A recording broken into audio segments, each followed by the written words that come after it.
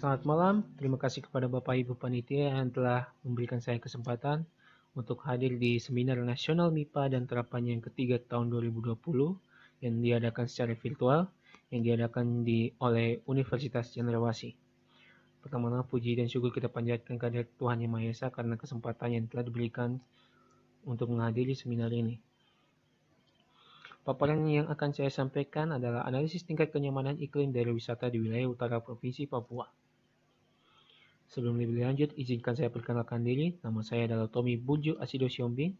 Saat ini saya bekerja sebagai pegawai negeri sipil di salah satu unit pelaksana teknis BMKG, tepatnya di Stasiun Klimatologi Jayapura. Adapun outline yang akan saya sampaikan yaitu pendahuluan, data dan metode, hasil dan pembahasan, serta kesimpulan. Nah, masuk ke dalam pendahuluan. Seperti yang telah diketahui oleh seluruh orang-orang, bahwa Indonesia memiliki banyak daerah-daerah wisata yang sangat menarik untuk dikunjungi. Karena daerah wisata tersebut sangat menarik dikunjungi karena keanekaragaman hayatinya yang beragam, kebudayaan-kebudayaannya yang beragam serta unik, serta daerah wisata alam tersebut yang masih terjaga kealamiannya. Hal ini yang menjadi daya tarik bagi wisatawan, khususnya wisatawan mancanegara, untuk menjadikan Indonesia sebagai salah satu favorit tempat wisata. Hampir di setiap provinsi di Indonesia itu memiliki daerah wisatanya yang terkenal. Salah satu provinsi tersebut adalah Papua. Papua berdasarkan Dinas Pariwisata Provinsi Papua menyebutkan bahwa terdapat 209 daerah wisata, baik yang belum diketahui maupun yang setelah diketahui. Wilayah-wilayah seperti Kabupaten Jayapura, Kabupaten Biak, Kabupaten Abire, Kabupaten Jayawijaya, dan Kota Jayapura sendiri telah dikenal memiliki wisata-wisata yang sangat menarik.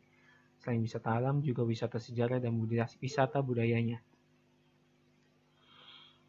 Hal ini tidak diragukan jika sektor pariwisata menjadi salah satu sektor penyumbang devisa yang besar bagi penerimaan negara.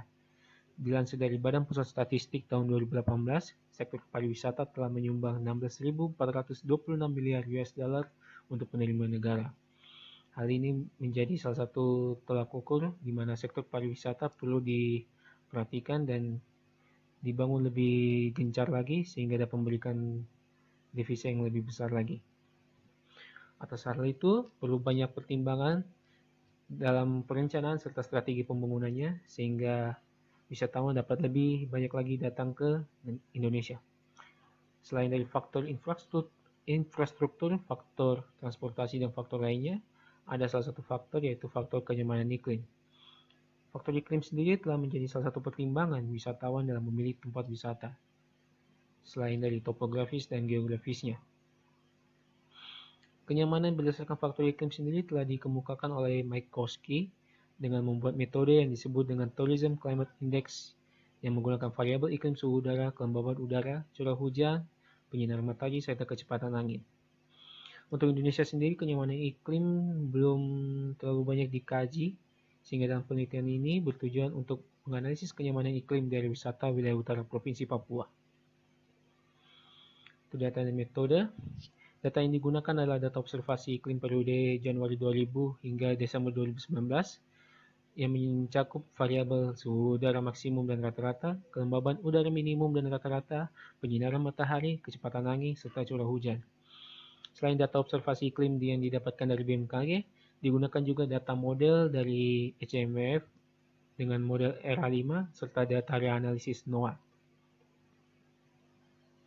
Metode yang digunakan adalah Tourism Climate Index, di mana Tourism Climate Index ini menggunakan pembuatan atau peratingan di tiap variabel-variabel iklim sehingga didapatkan indeks-indeks yang selanjutnya digunakan untuk menghitung kenyamanan iklim.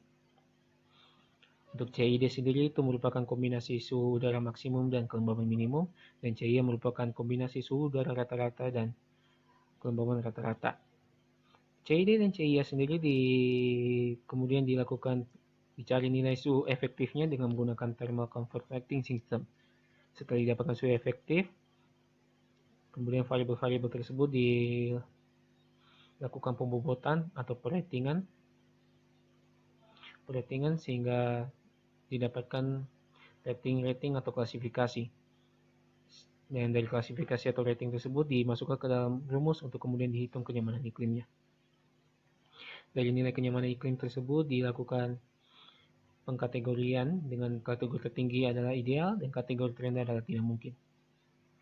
Dan ini adalah diagram alur penelitian saya, yaitu dari penyusunan data, penggabungan data observasi dan model, penghitungan kenyamanan iklim, dan kemudian didapatkan informasi kenyamanan iklim. Untuk hasil dan pembahasan,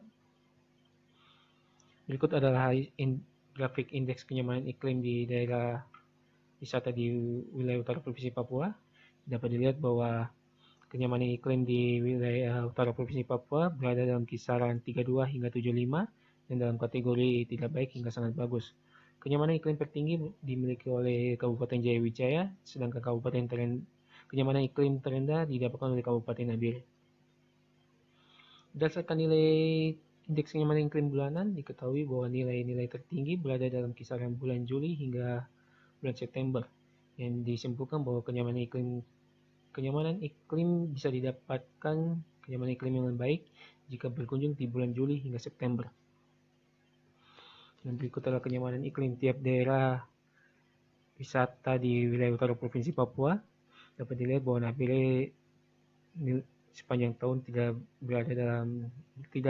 mencapai kategori di atas 40, dengan Wamena memiliki kenyamanan iklim yang berada di atas 60.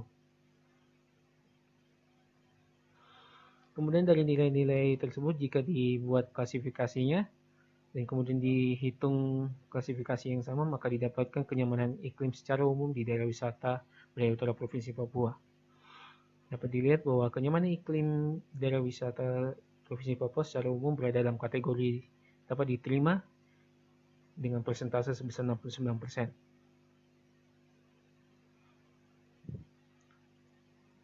Kategori kenyamanan iklim di wilayah utara Provinsi Papua tidak semuanya mendapatkan rating yang ideal dikarenakan dalam perhitungan Tourism Climate Index sendiri, jika ratingnya rendah maka itu mempengaruhi penghitungan kenyamanan iklim itu sendiri. Dapat dilihat bahwa CID memiliki nilai bobot yang besar yaitu 40, dan sehingga jika nilai CID tersebut memiliki rating yang rendah seperti misalnya 1,5, maka akan mempengaruhi nilai-nilai yang lain.